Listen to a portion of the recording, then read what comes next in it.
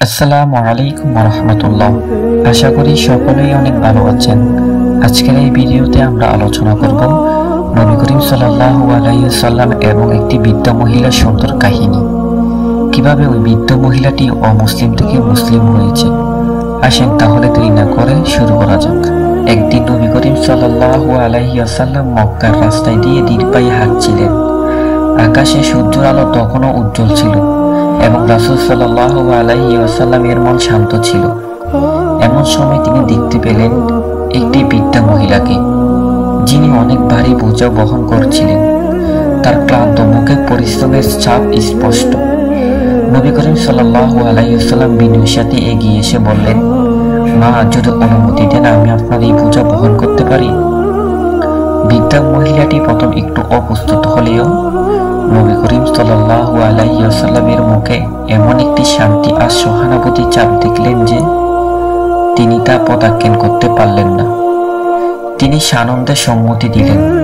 নবী করিম সাল্লাল্লাহু আলাইহি ওয়াসাল্লাম বিনয়ের সাথে তার বোঝা কাঁধে তুলে নিলেন এবং ধীর পায়ে বৃদ্ধার গন্তব্যের দিকে রওনা হলেন। পথ চলতে চলতে বৃদ্ধা মহিলাটি নবী করিম সাল্লাল্লাহু আলাইহি ওয়াসাল্লামকে চিনতে পারেননি এবং তাকে অনেক পরামর্শ দিতে লাগলেন।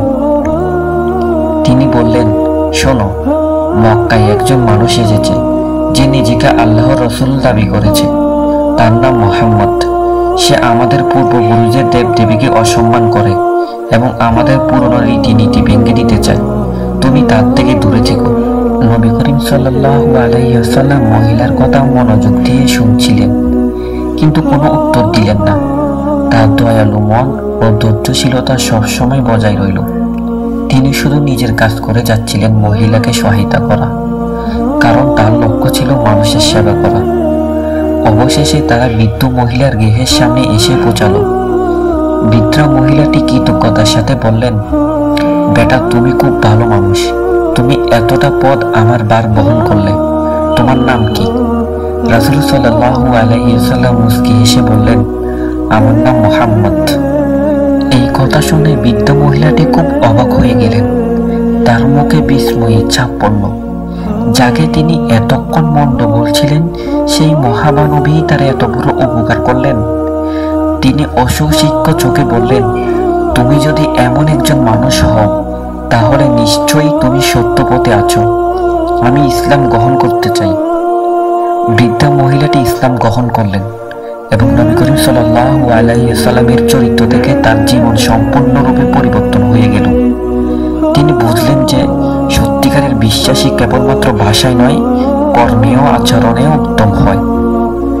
প্রিয় দর্শক, এই ভিডিওতে আমরা শিক্ষা পেয়েছি যে নবী করিম সাল্লাল্লাহু আলাইহি ওয়াসাল্লামের জীবনের নম্রতা ও সহানুভূতি এবং ধৈর্যশীলতা কতটা গুরুত্বপূর্ণ।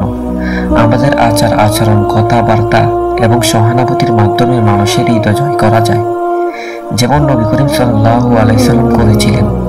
তার দৃষ্টান্ত আমাদের জীবনের প্রতিটি ক্ষেত্রে অনুসরণ করা উচিত, যাতে আমরা মানুষের জীবনে ইতিবাচক পরিবর্তন আনতে পারি। এই গল্পটি আমাদের মনে করিয়ে দেয় যে আমরা যখনই কারো প্রতি দয়া প্রদর্শন করি, তা শুধু তার উপকার করে না, বরং আমাদের নিজেদের অন্তরের শান্তি এবং পুণ্য বৃদ্ধি করে।